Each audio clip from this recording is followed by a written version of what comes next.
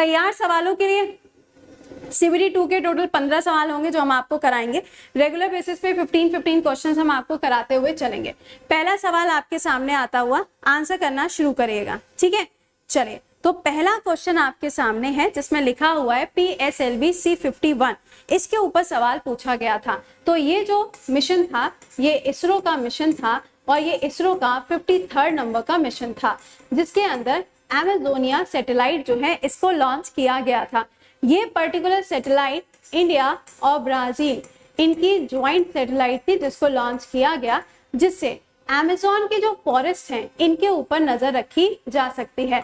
पूरी दुनिया की सबसे ज्यादा जो बायोडाइवर्सिटी है वो आपको कहाँ मिलेगी? अमेज़न के जंगलों में ही पाई जाती है। और ये भी आपको पता होना चाहिए इसे लंग्स ऑफ अर्थ के नाम से भी जाना जाता है। अगला सवाल लिखा हुआ है 2019 में सबसे ज्यादा जो फॉरेस्ट्री एरिया है वो कहां पर देखने को मिला? तो इसके लिए एक रिपोर्ट आती है, फॉरेस्ट सर्वे रिपोर्ट। इस बार की जो रिपोर्ट है वो याद रखिएगा 17 नंबर की रिपोर्ट है और ये रिपोर्ट 2 साल में एक बार जारी की जाती है। सबसे ज्यादा जो फॉरेस्ट्री एरिया आपको मिला वो MP के अंदर मिला। फॉरेस्ट्री एरिया बढ़ा कहाँ पे? ये सवाल पूछा गया था। आंध्र प्रदेश के अंदर बढ़ा। परसेंटेज के हिसाब से सबसे ज्यादा कहाँ पे बढ़ा? मिजोरम के अंदर बढ़ा। और सबसे कम फॉरेस्ट्री एरिया कहाँ पर मिलता है? हरियाणा के अंदर सबसे कम फॉरेस्ट्री एरिया मिलता है। खेलो इंडिया गेम्स इसका भी कल एंड हो गया है, तो इसका भी डेटा आज आ जाएगा, कल हम उसको पढ़ेंगे। अगला, संविधान दिवस कब मनाया जाता है? सबसे आसान सवाल, 26 नवंबर को सेलिब्रेट होता है, क्योंकि ये वो तारीख है जब इंडिया का जो कॉन्स्टिट्यूशन है वो इनैक्ट हो गया था, यानी कि बन के तैयार होता है। तो 26 नवंबर 1949 इज द करेक्ट आंसर। ये वही समय है जब इंडिया के अंदर नेशनल लेवल पर मिल्क डे का आयोजन भी किया जाता है। वर्ल्ड मिल्क डे कब होता है? 1 जून को होता है, लेकिन यहाँ पर क्या है? 26 नवंबर वर्गीस कुरियन का हैप्पी वाला बर्थडे होता है। अगला, Amazon rain forest area. Amazon rain forest area कहाँ कहाँ पे आएगा? तो कोलंबिया, पेरू और ब्राजील, इन कंट्रीज के अंदर आपको इसका एरिया मिलता है। सबसे ज्यादा जो इसका एरिया आपको मिलेगा वो ब्राजील में मिलता है। ब्राजील के अंदर ही अमेज़न नाम की आपको एक रिवर भी मिलती है जो कि पूरी दुनिया की सबसे बड़ी नदी है, लार्जेस्ट रिवर है। और दूसरे नंबर पे पूरी दुनिया की लार्जेस्ट रिवर कौन सी आएगी? नाइल रिवर आएगी। लेकिन पूरी दुनिया की सबसे पहली लॉन्गेस्ट रिवर कौन सी आएगी? तो ये भी आपको नाइल रिवर मिलेगी। अगला, हर्षवर्धन जी का नाम किसके साथ में जुड़ा हुआ है? तो ये ध्यान रखिएगा, वर्धन डायनेस्टी के साथ में ये नाम जुड़ा हुआ है। हर्षवर्धन के टाइम पे इंडिया के अंदर होइंगसांग आते हैं जो कि भारत के बारे में बहुत सारी चीजों को दर्शाते हैं। इनका जो टाइम पीरियड है वो करीबन 590 AD के टाइम पर आपको मिलेगा और ये महायान बुद्धिज्म का पालन किया करते थे। किसका? महायान बुद्धिज्म का पालन किया करते थे। तो ये भी आपके लिए क्या है? इंपॉर्टेंट है। और अगर आपसे पूछा जाए कि इनकी डायनेस्टी कौन सी थी तो ये याद रखिएगा, पुष्यभूति। क्या था? पुष्यभूति। चलो अगला, सैंटोस कहाँ पर है? ये बहुत ही फेमस जगह है जो आपको मिलेगी ब्राजील के अंदर। कहाँ पे? Sao Paulo. कहाँ पर? Sao Paulo. और ये वो जगह है जहाँ पे आपको कॉफी का प्रोडक्शन सबसे ज्यादा देखने को मिलता है। कॉफी का जो प्रोडक्शन ब्राजील के अंदर है वो ऑल ओवर द वर्ल्ड में सबसे ज्यादा ही आपको मिलता है। अब आप मुझे कमेंट बॉक्स के अंदर लिख के बताइएगा कि जहाँ पे कॉफी का प्रोडक्शन होता है उस पर्टिकुलर एरिया को हम किस नाम से जानते हैं? एक शब्द है जिस नाम से जाना जाता है। अगला, भाषा के आधार पे भारत का बनने वाला सबसे पहला राज्य कौन सा था? आंध्र प्रदेश। ईयर कौन सा हो जाएगा? ये हो जाएगा। इसके बाद में बना स्टेट रीऑर्गेनाइजेशन एक्ट, यानी कि राज्यों का पुनः गठन, और इसके बाद में एक बार फिर से इसको राज्य का दर्जा दिया गया। अगला, कहाँ रह गए भैया? आंसर ना आया? फेजेंडा। ओके, अगला आर्टिकल नंबर 5 से 11 सिंपल है, नागरिकता। सिटीजनशिप के साथ में ये आर्टिकल जुड़ा हुआ है। पार्ट नंबर 2 के अंदर ये दिया है। अगर मान लीजिए नागरिकता के प्रस्ताव में कोई भी संशोधन करना है तो ये संसद कर सकती है।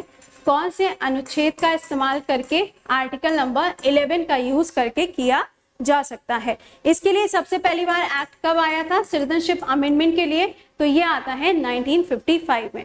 लोसार फेस्टिवल कौन सी ट्राइब के द्वारा मनाया जाता है? लोसार फेस्टिवल मैंने आपसे कहा था अरुणाचल में भी होता है, इसके अलावा लद्दाख में भी होता है, हिमाचल में भी होता है। लोसांग पूछा जाए तो सिक्किम में, लोसांग अगर आएगा तो सिक्किम में, लेकिन अगर लोसार पूछा जाएगा तो कौन सी ट्राइब हो जाएगी यहाँ पे? मोनपास ट्राइब। कौन सी? मोनपास ट्राइब। कहां पर? अरुणाचल प्रदेश के अंदर। ठीक है, अगला कहा जा रहा है कि ये बताइएगा दिल्ली के अंदर पुलिस कमिश्नर के रूप में किसका अपॉइंटमेंट किया गया है? तो इसका आंसर है राकेश अस्थाना जी का अपॉइंटमेंट किया गया है। ये करंट अफेयर 2020 का है। ओके, राकेश अस्थाना जी का अपॉइंटमेंट किया गया। अगला, मनरेगा योजना के अंदर कितने दिनों का काम प्रोवाइड किया जाता है? कल ही पढ़ाया था आपको, 100 दिनों का काम प्रोवाइड किया जाता है। और अभी हाल ही में इसके लिए ऑप्समैन का अपॉइंटमेंट भी किया गया है। उनका नाम कमेंट बॉक्स के अंदर लिख के बताओ, उनका नाम कमेंट बॉक्स के अंदर लिख के बताओ। कल ही मैंने आपको नाम पढ़ाया था। पहले ये क्या था? पहले ये नरेगा हुआ करता था और इसके बाद में इसका जो नाम है वो क्या हो गया? मनरेगा हो गया। इसके ऑप्समैन का नाम क्या था? कल मैंने आपको बताया था कृष्णमूर्ति। अरे भैया सोच लो आराम से। अगला, ये देखो आर्ट एंड कल्चर क्या है? जिया मोइनुद्दीन। आपसे कहा जा रहा है कि ये नाम किस फील्ड से जुड़ा हुआ है? तो ये ध्रुपद म्यूजिशियन थे। कौन थे ये? ध्रुपद म्यूजिशियन थे। और ध्रुपद जो है ये हिंदुस्तानी क्लासिकल डांस फॉर्म के साथ में जुड़ा हुआ है।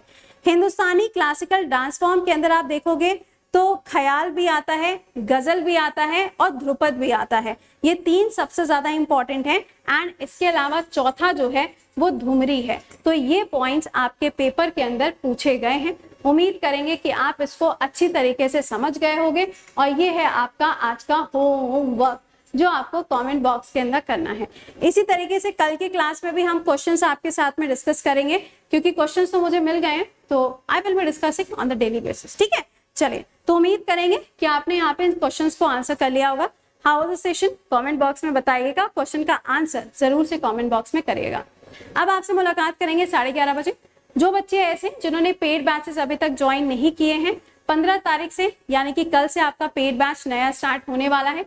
अगर आप 15 जून तक बैच को ज्वाइन करते हैं, किसी भी एग्जाम के लिए आपको बिल्कुल बेसिक से पढ़ना है, तो आपको 6 मंथ का सब्सक्रिप्शन जो है वो फ्री ऑफ कॉस्ट मिलेगा जब आप 1 साल या 2 साल के लिए बैचेस को ज्वाइन करते हैं। सारे फीचर्स मिलते हैं, सारे टॉप एजुकेटर्स मिलेंगे, सारे सब्जेक्ट्स होंगे, जीएसपी, जीके भी, इंग्लिश है, रीजनिंग है एंड मैथ्स, ये सारे सब्जेक्ट्स आपको मिलते हैं। रेज योर हैंड का भी ऑप्शन आपके पास है। प्लस सब्सक्रिप्शन को ज्वाइन करने के लिए जो कोड है दैट इज प्रति10। तो समय पर ज्वाइन कर लीजिएगा, क्योंकि बिल्कुल बेसिक से सबसे पहले साइंस स्टार्ट होगी, फिर पॉलिटी, फिर ज्योग्राफी, फिर हिस्ट्री, फिर इकोनॉमिक्स, इस तरीके से सारे सब्जेक्ट्स आपको पढ़ाए जाएंगे। समझ गए? तो ये चीज ध्यान रखिएगा, ये आपके लिए इंपॉर्टेंट है। ओके, नेक्स्ट आपका आइकॉनिक सब्सक्रिप्शन भी अवेलेबल है। और हाँ, जो बच्चे ऐसे हैं जो इस टेस्ट के अंदर पार्टिसिपेट नहीं कर रहे हैं, ये टेस्ट फ्री ऑफ कॉस्ट है। ये टेस्ट फ्री ऑफ कॉस्ट है, आपको कुछ नहीं करना है, सिंपली यहाँ पे आपको स्कैन करना है और आपको ये टेस्ट देना है। इन केस स्कैनर के टाइम पे अगर वो आपसे कोड पूछता है तो आप कोड मेंशन कर देना प्रति10। ओके, तो आप इस टेस्ट को जरूर से दिया करिए, इंपॉर्टेंट टेस्ट है, फ्री ऑफ कॉस्ट है। और हाँ, इस बार 26 जून को सुबह 10 बजे आपके लिए स्कॉलरशिप प्रोग्राम है, जहां पे rank 1, rank 2, rank 3, rank 4 and rank 5 को यहाँ पे, ओहो ये वाला भाई अपने काम का है, क्या कहते हो, ये वाला अपने काम का लग रहा है ना? चलो अच्छा, तो ये आपका टेस्ट रहेगा 26 तारीख को सुबह 10 बजे, इसको अटेंड करना मत भूलिएगा। Report and win is also available. चलिए, तो मुलाकात करते हैं आपसे 11:30 बजे के टॉपिक में जाकर जीके। टिल देन खुश रहिए, मुस्कुराते रहिए, keep learning, keep revising, bye bye and take care to all.